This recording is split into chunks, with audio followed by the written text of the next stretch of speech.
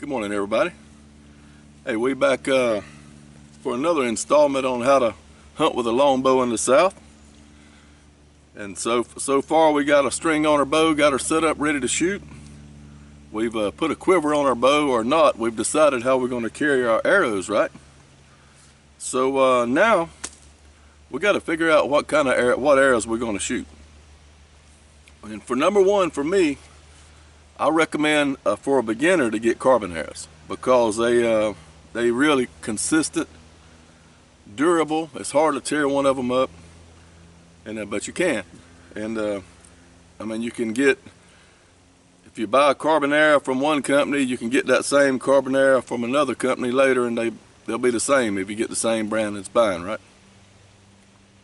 I like to shoot wood arrows. I shot wood arrows a long time ago a lot. Then I shot aluminum. Aluminum was like the go-to arrow for a long time, and it's still a good arrow, but it'll get tore up pretty quick, pretty easy. But I probably killed most of the animals I've taken with a bow with aluminum arrows simply because they were the go-to arrow for a long time, pretty much. But you know, and then I went to shot carbons. Then the last few years I've been shooting wood arrows, Douglas fir, and I really love them. I really love the wood arrows. And people think there's like high maintenance to them, but I'm gonna tell you, I've been shooting them. I think this is the third year since I started shooting them again, and I broke one. I broke it right there. I hit a stump shooting and shot a lighter stump, and it would have tore a carbon or aluminum up, either one of those as well. But I really like these. The mass weight in them, like this arrow here weighs about 680 grains, but I got some added weight on the front, 100 grains more on the front, 225 grains total on the front. So let's talk about arrows, how to get, you got your bow already. So the first thing that we need to do when we start thinking about arrows is figure out, you got to decide what kind you want to shoot. If you want to shoot aluminum, carbon, or wood, and I recommend the carbon for a beginner, but wood arrows is not a really bad choice. I used to would never do that, especially with cedar arrows because they break so much, but these Douglas fir arrows, they stay together pretty good. So but carbon would probably be your best choice to start with. So the first thing that we have to do is figure out what our draw length is, because when we start to get our arrows, we got to know what our draw length is. We got to know how many pounds we're pulling at that draw length. And we got to know the bow type. Like the same draw length and the same pounds out of my heel style bow, which is not cut to center, it's going to shoot a weaker arrow than say a Centaur longbow that's cut to center and throws more energy in the arrow.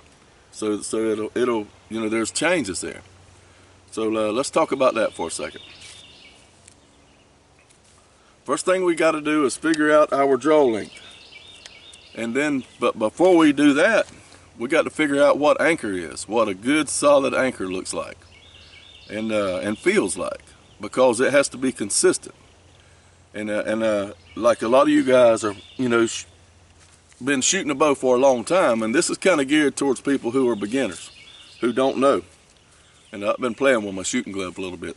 So, in order to find your draw length, when you draw your bow, no matter what arrow you got on there, make sure it's long enough. When you draw your bow, your shoulder needs to rotate around. See how I have this rotation?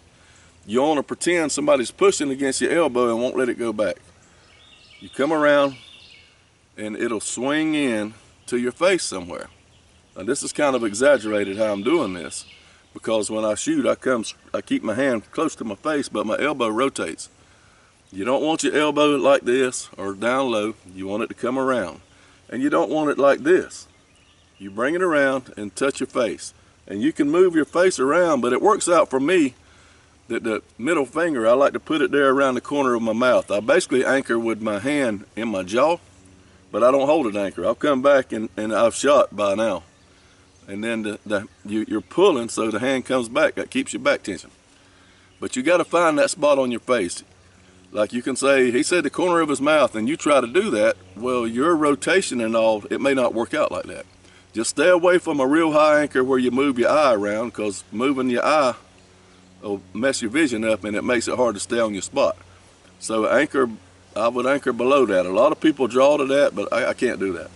Anchor under that, and have your head tilted forward a little bit. Get your eye over the arrow. Find your anchor. That's the first thing you got to do. And one of the drills, I read this in a book, and I do this all the time. But one of the drills to help you find your anchor is draw the bow, close your eyes, and put all your focus on anchor. Don't worry about hitting nothing. You can't see nothing out there. So you draw your bow and count to 3 and feel that anchor, and do that in repetition a lot, and you'll find that anchor, and it'll be easy to find it every time you draw your bow without thought, because we want to shoot automatic. That's what we're after. So once you find your anchor, decide where you're going to anchor at, then you get somebody to get a marker, and you come to anchor and hold, and let them mark right here on your arrow. You draw the bow back, you hold it, and they'll put a mark on your arrow even with the target side of the bow, right there. And for you beginners, the target side of the bow is called the back of the bow. And the inside, the string side, is called the belly. So if you hear me say the back of the bow, I'm not meaning here. Everybody thinks this is back. This is the belly, this is the back. You draw your bow to anchor, hold, let them put a mark right there. After they mark it, do it 2 or 3 times to make sure you were consistent. And then the way you find the length, you measure from the split of the nock, the bottom of the split of the nock, down to your mark. That'll tell you what your draw length is. Mine is 25.5. Most bows, if you buy a bow, it'll have the pounds written. Like mine is wrote on the bow here. Nate put it on there. It's 49 at 26.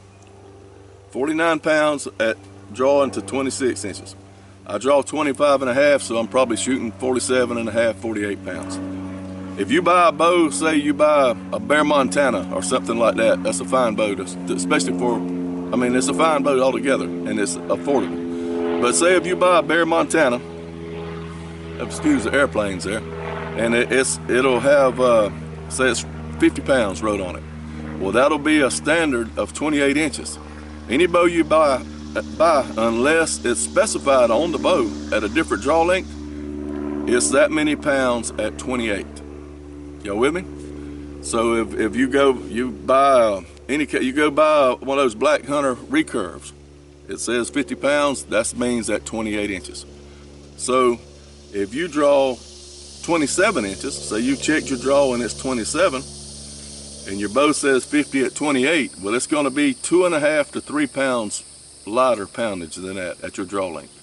As a rule of thumb, and it's pretty close, for every inch less than 28, your bow will draw 2.5 to 3 pounds less. So if it says 50 pounds at 28 and you only draw 26, well, that's like 5.5 to 6 pounds less. So you'll only be drawing like 44 pounds. So and if you draw farther than 28, it'll usually be the 3 inches every inch past 28.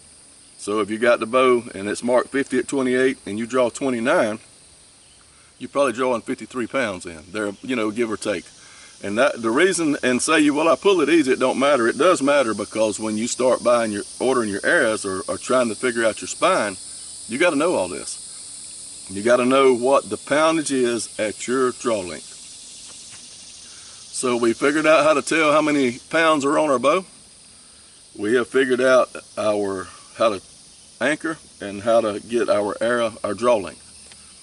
And so you know that say if your draw length is 28, you're not going to get 28-inch arrows, because you don't want the arrow right there. And you cut a lot of people will buy arrows, they'll draw it back and they'll cut it off close right there. You don't cut arrows off for a stick bow to match your draw length. You cut them off to spine them, to tune them. Because remember I told you, we set this bow up to shoot. There's no adjusting the bow, because it's a stick with a shelf cut out. You don't do much adjusting with it. But you have to tune the arrow to the bow. And we're talking about longbows. We're not talking about recurves with little springy rest and all that sort of thing. We're hunting with longbows down here. Alrighty. So I'm assuming you have an arrow to shoot. If not, this is what I would recommend you do. If you don't have access to people around you to let you shoot their stuff, you know, to see what arrow works for you, I would call up a reputable company, say like Three Rivers Archery. You can Google that. Or Big Jim Bow Hunting. Big Jim's a good guy. You can Google that, and these people will talk to you on the phone. And they have guys down at Big Jim are really knowledgeable, and so is Three Rivers. And there are other ones out there, but those are the two that I'm familiar with, that I've used in the past to buy stuff. So anyway, they've given me nothing to say this, by the way. But anyway, you call them up and say, hey, you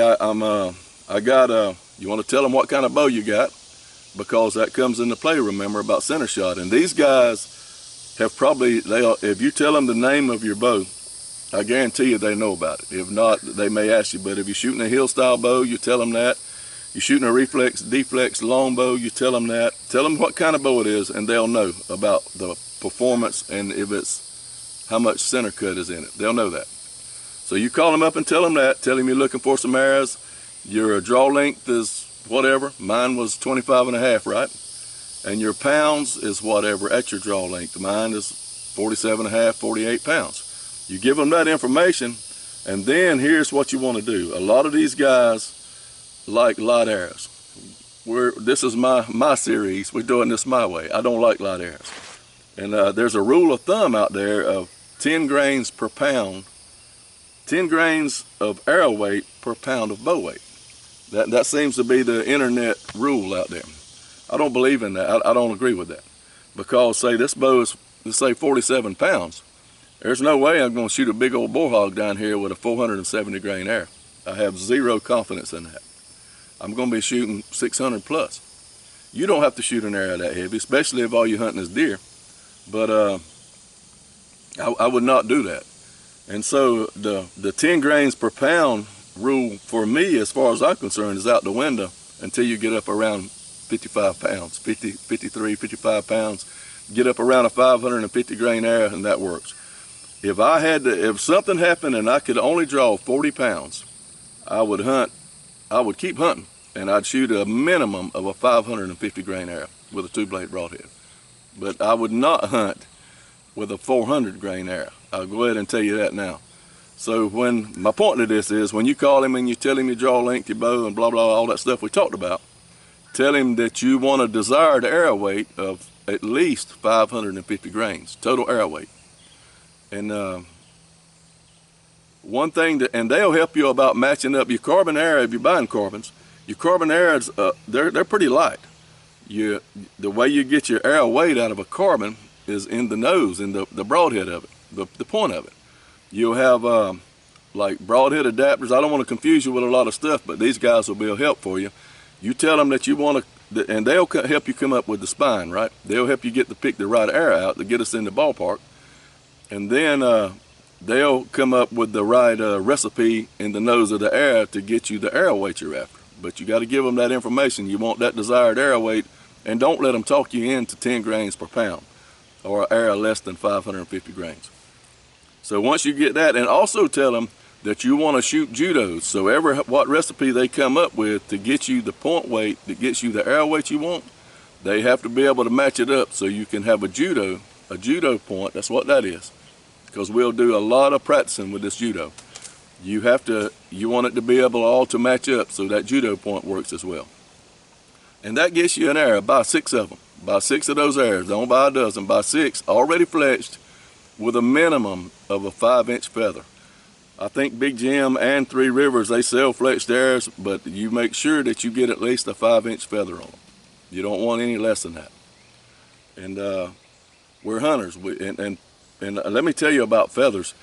Big feathers correct a lot of shooting mistakes. Like, you may have your bow perfectly tuned and it's driving tacks, but I've killed turkeys and deer, or turkeys and hogs off the ground with my bow almost horizontal like that. There's no way I'm getting like proper form shooting like that, but it's a close hunting shot, and probably was an inch short on my draw length. Well, big feathers help make up for that, to straighten that arrow out quick before it gets to the animal to give you the best penetration. So get big feathers. And even like people struggle with their release and the inconsistency, and you know, a little bit of a snatch on your release gives it that side to side, right? Big feathers help make that up, because when are you more than likely going to snatch? We're going to work on trying to build perfect form, but it happens, and it usually happens in a pressure situation, meaning you got a 10 point right there. You want big feathers to straighten that air out. I've never heard anybody shoot at a deer and say, I wish I'd have had little feathers on there. I guarantee you.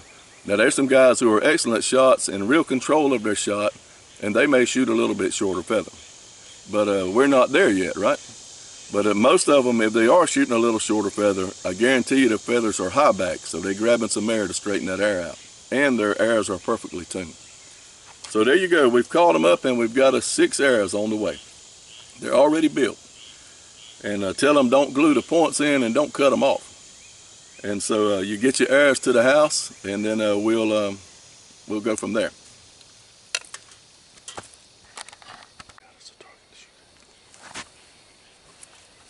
Alrighty, we got our arrows in the mail. We got a 6 of them, right? And I'm assuming we got a target to shoot at. If not, you can go spend a lot of money on a target, or you can go down there to the farm supply and buy you 3 bales of hay. That's all you need. Stack them up out there, and that's all you need. So before we do any bow tuning, a lot of you guys may have heard of bare shaft tuning, and that's an excellent way to get that arrow shooting good. But I probably get rocks thrown at me right here, but probably over half of the people that's about to cut their wrist because they can't get an arrow to bare shaft right, their form is no good. It's not good enough to make an arrow shoot perfect, even if the arrow is perfectly matched.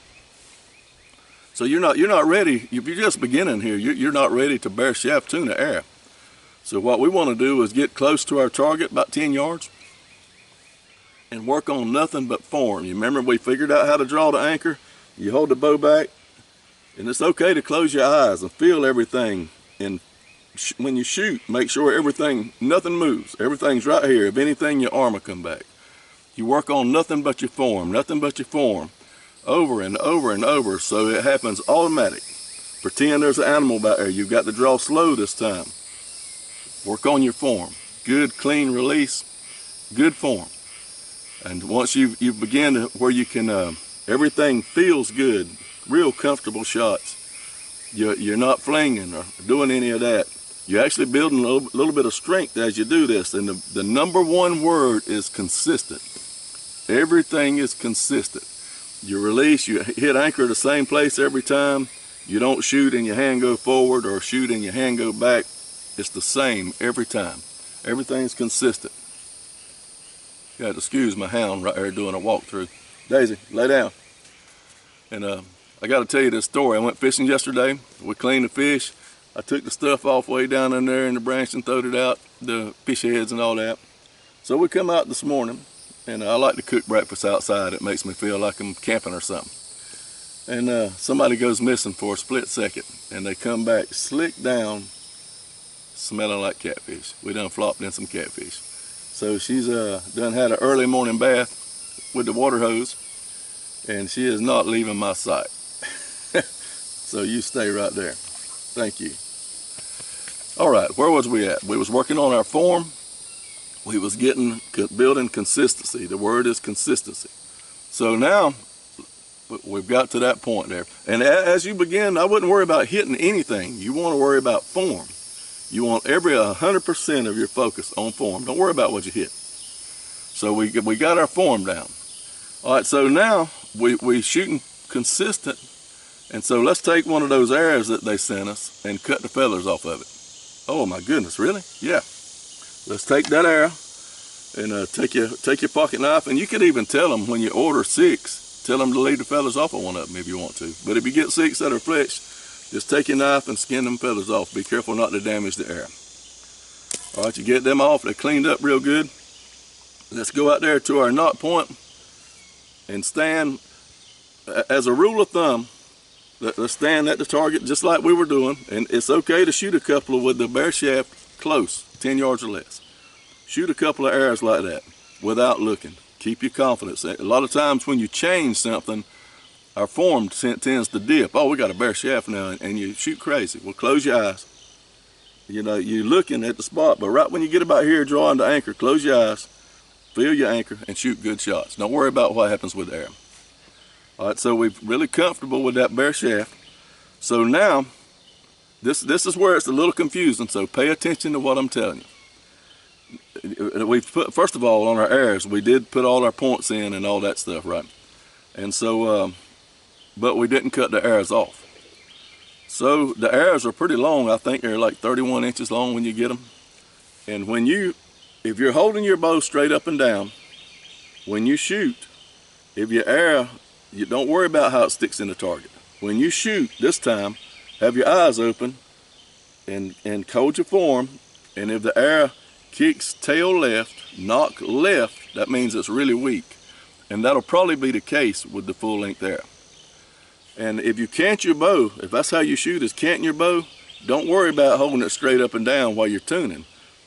If you canting your bow a little bit, that 90 degree away from the side of the bow, if your arrow kicks, which will be a little bit more up, then it gives you the same reading as a weak arrow. The way to remedy that is, we don't want to, we've got our desired arrow weight pretty much. You cut a little bit off the arrow at the time. If it's like really sideways, go ahead and cut like a 1/2 inch off, stick the points and all back in there, and shoot it again. And if it's still kicking real wide, then cut a little bit more off. Just a little at the time until you get it where it shoots straight. And one thing that I would do, I would get an old pillow, and I actually got one of Daisy's old teddy bears out there, a little old teddy bear that she wants to tear up all over the house. I got it out there, and you don't have to glue your points in if you're shooting like that. If you're shooting into your bale of hay, you'll pull the points out. When you pull your arrow out, if you don't glue them in, and we don't want to take all that time gluing points in. So you can stick everything in place and shoot the teddy bear, and it won't penetrate, but it'll stop your arrow. Or, you know, shoot something like a big pillow. Just set a pillow right there. With the judo, do it with your judo point. Don't have your regular point on there. Do it with your judo, and it'll stop the arrow. Then you do that, and the arrow, you'll start cutting them back a little bit at the time, and it'll get where it comes out of there straight.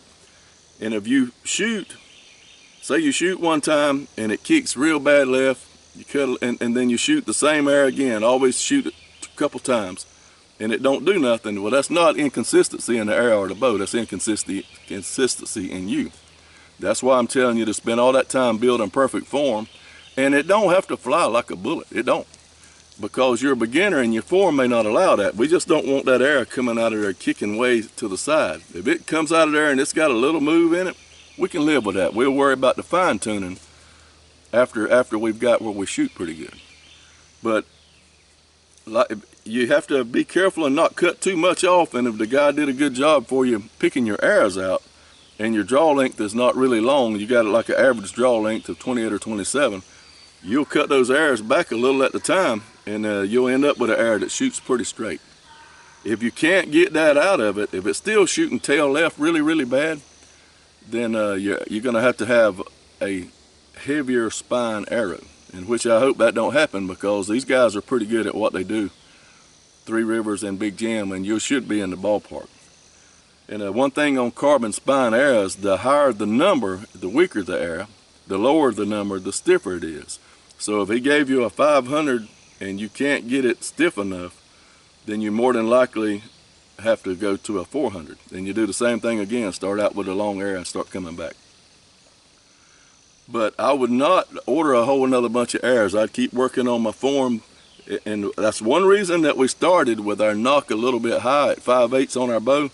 That eliminates the up and down part of the tuning. The up and down, if you're porpoising or anything, we can get that out with the same arrows we got. But if it's shooting bad left or bad right, that's when we have to work shortening the arrows, adding point weight or whatever, micro tuning it. But if he did a good job and you got the right spine arrow in the ballpark and you begin to cut it back and you've got it where it flies even pretty decent, that's good enough for right now. It don't have to fly like a bullet. I see people about to cut their wrists because their arrows are kicking just a little bit without feathers on it. Don't worry about that. If you got it where you can stand here at 15 yards and it hits pretty close to where you're looking, but it goes in there pretty doggone straight, maybe turn just a little bit one way or the other, that's good enough for right now. you know, there's two reasons that God put feathers on a gobbler, on a turkey gobbler. Number one, where he can fly if you miss him. And number two, so you can take those feathers and put them on your arrow and make them shoot straight. So we'll worry about the micro tuning later on. Right now, we want to get an arrow that shoots pretty doggone good. With feathers, I guarantee you it'll shoot like a bullet if you got it where it only moves just a little bit coming out of your bow. So we've got our arrows. We've got to that point now. Leave that one that you've been cutting on and all, and so you got it to the length that shoots good. Then get one of your other arrows, cut it to match that one, and glue everything in. And put a field point in here because we're going to shoot some in the hay now, so you want to glue everything in. Everything matches, right?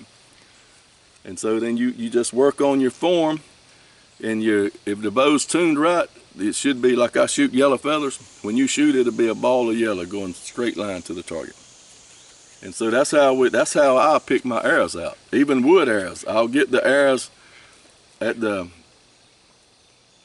you know, I've done this a long time, but I go through the same thing. When I got these Douglas fir, I didn't know exactly what I needed. So I talked to some experts, and we got some arrows in the ballpark, and I always got them on the weak side of what I wanted. That way I can cut them back and make them stiffer. If you order your arrows on the stiff side of what you think you want, there's no cutting them back to fix them. That makes it worse. The only way to fix that is add point weight, and I don't want to do that. So I ordered my arrows a little bit on the weak side because I got a short draw, and that allows me a lot of cutting off. So that's how you get your arrows. The wood arrows, if you're going to shoot wood, you do basically the same thing, except wood arrows they change a lot with length. You cut a little bit off of them, and that changes a lot. But they also, point weight changes a wood arrow a good bit too. But wood arrows are probably the easiest to tune, in my opinion, and they're a forgiving arrow to shoot. So I think I covered everything on how to choose the right arrow, and that gets us shooting our bow then, and then we're going to worry about how to aim and how to hit what we're looking at. But we got to have an arrow that shoots pretty good, and like I said, you can bare shaft tune an arrow to death, or you can get that joker shooting. You're a beginner, right? Now if you're a target, if you've been shooting a bow 100 years, you can spend all that time and your form is good. And take a guy like Jeff Phillips that'll shoot a bare shaft at 30 yards. You know, it takes skill to do that. Not only good tuning and a proper setup, but skill. And so you ain't there yet. I'm not there. So what we want to do is just get that arrow bare shafting real, you know, pretty good at 10 yards. We're not going to cut our wrist if it's a little bit of inconsistency, you know. It's because it's probably in our grip. That's what I told you. A lot of people trying to get a perfect bare shafted arrow, it's not the bow or the arrow, it's them. And I mean, that's where the problem is. And so, but we want to get an arrow with feathers on it so we can shoot, work on building our form, work on our accuracy at close range, and then a year from now, when we've become experts, then we can do that micro tuning and go down that rabbit hole if we choose to. All right, so we got arrows, an arrow match for our bow, and you shoot that arrow. Once you get the feather on it, you spend a lot of time shooting. Go back to your bare shaft and shoot it a time or two to make sure everything is still reading true for you. And then you cut your other arrows off to match that one, the other ones you have feathers on, and so now you got 5 arrows with feathers on them, and they're all shooting good, okay? So there you go. That's how I pick my arrow and maybe help you to get an arrow for your bow. And the next thing we're going to talk about is shooting style and how to get accurate. And so I hope y'all enjoy what I'm doing right here. I'm trying to, a lot of this is aimed at somebody who I think is just learning, and you older guys, this is old news. But this is aimed for the newer people, and I hope maybe we're picking up something here. And this is kind of the poor man's way. I'm assuming that everybody can't run to the archery store down the road and do all this. It takes ordering or talking to people on the phone to get things happen. So I appreciate y'all watching my videos. Y'all keep the good Lord first. Continue to pray for each other. And let's spread the gospel like it's bad news. You know, bad news travels around fast. But something really good, you never hear about it. So let's spread the gospel of Jesus Christ like it's on fire, all right? Because one day, we'll be accountable for the words that come out of our mouth. And if we're not praising God and trying to lead people to Christ, you know, we don't want to be standing up there with our heads down, right? Thank y'all for watching. Keep the good Lord first. See you next time.